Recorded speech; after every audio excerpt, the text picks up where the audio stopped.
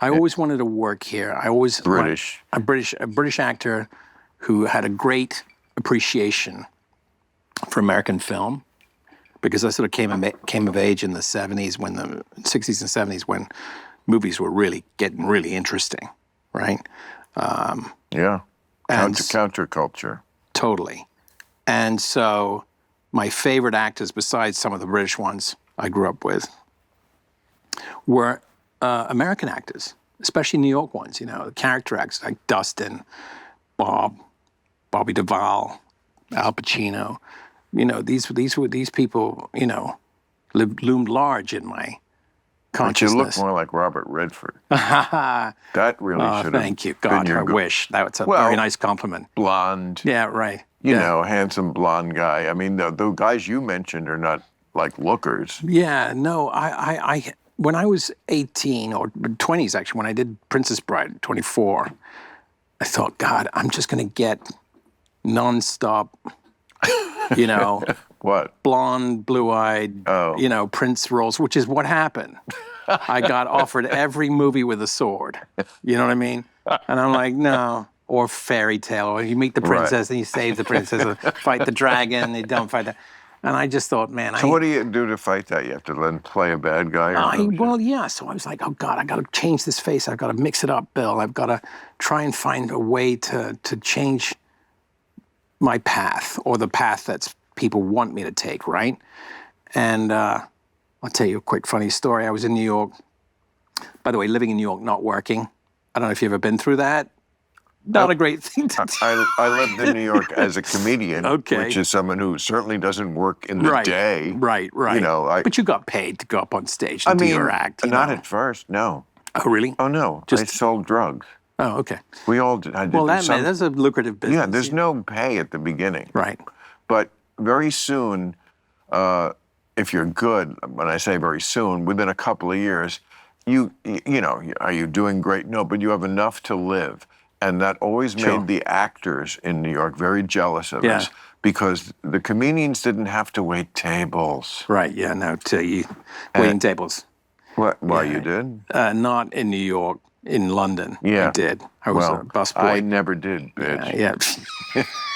I never waited on a table. No, I remember the comedians used to kind of like, we'd be in the diner or whatever it was, and there was like, you know, there was a kind of a, especially in the theater district, you know. That's hilarious. Because the Improv was 44th and 9th. It was created as a place for, the Improv, which has spawned all the comedy clubs, the urban comedy, was created in 1962 by Bud Friedman as a place for the theater crowd to go after the show. It wasn't originally... I didn't know that. That's interesting. Absolutely. It wasn't necessarily a comedy club, but it was... They put comics up, but like anybody who had just done their show and was loose and having drinks, that was the hangout, 44th and 9th. It was a block away from Times Square. And yeah, Times Square back when I lived there was kind of more like Taxi Driver, you know, when he drives through. It was like that. Yeah. It was intense. I lived close there. I lived in Hell's Kitchen. You know what I'm talking about. Okay. Yeah. So anyway, I'm kind of not working in New York, which again is not great. Because, you know, you're starting to, like, figure out what you're going to eat, how you're going to make the rent, all that stuff. Yep. I'm in a restaurant with a friend, and he starts having a heart attack at lunch, my friend. And I'm like, what's going on? Are you okay? He's like, Al Pacino, 3 o'clock. I'm like, what? He goes, Al Pacino, over there. I look over, and sure enough, Al's there. This is Café des Artistes, which my friend was paying for. I couldn't afford that lunch. And I remember. You remember Cafe, right? Was that with the crayons on the table? I don't know. I think it was. Was there was one of those where they had the tablecloth was paper, you know, really? Yes, and there was crayons. You were supposed to like draw. It was so. It was, you know. Anyway, so there's Al. He's That's why they hate us in the Midwest. Who can fucking blame them? There's crayons on the table. Be artistic while you're ordering. Anyway, so there's Al, and he's entertaining. He's got like 12 people at a long table, and he's at the head of the table.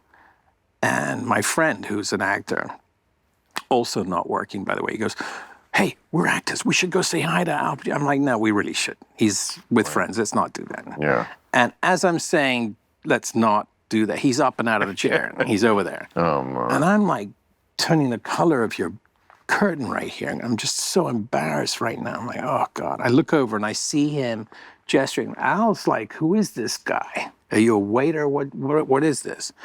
And I see him point, my friend point to me, saying that over there.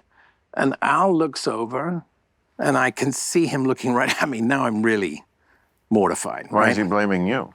Because he's saying, come over to come and say Oh, hello.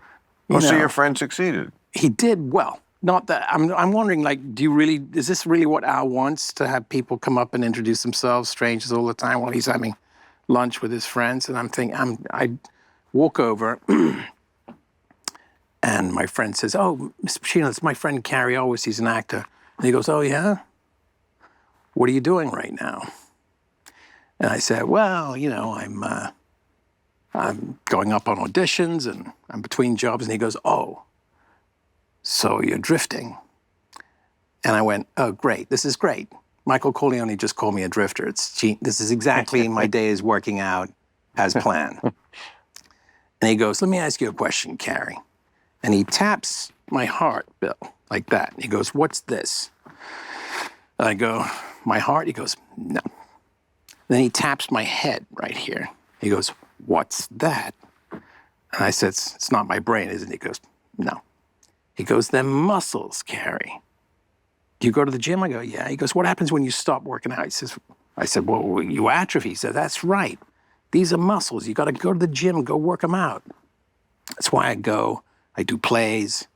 I always keep my muscles loose so that I'm ready to work. He said that. He said that. So he said, he gave me his assistants. No, it's amazing. Gave me his assistant. He goes, you should go check out the Lee Strasberg Institute, where my mentor is teaching there. Go audition. I'll help you get in the door, but the rest is on you. I went, I auditioned, I got in.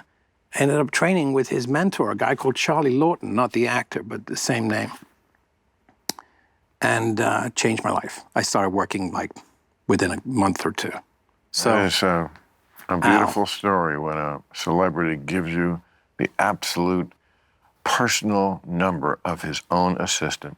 Doesn't happen. I mean, it doesn't happen. It touches this thing and this thing. No. You know what? And as far as this thing and this thing go, see, that is the difference between comedians and actors. And we have a lot in common, and we have some things that are not. I mean, when you're a comedian, everyone is always coming up to you and saying, tell me a joke. So when you're an actor, no, people don't come up to you and say, show me a menu.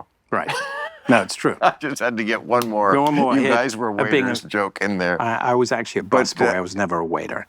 It's even lower than a waiter, Bill.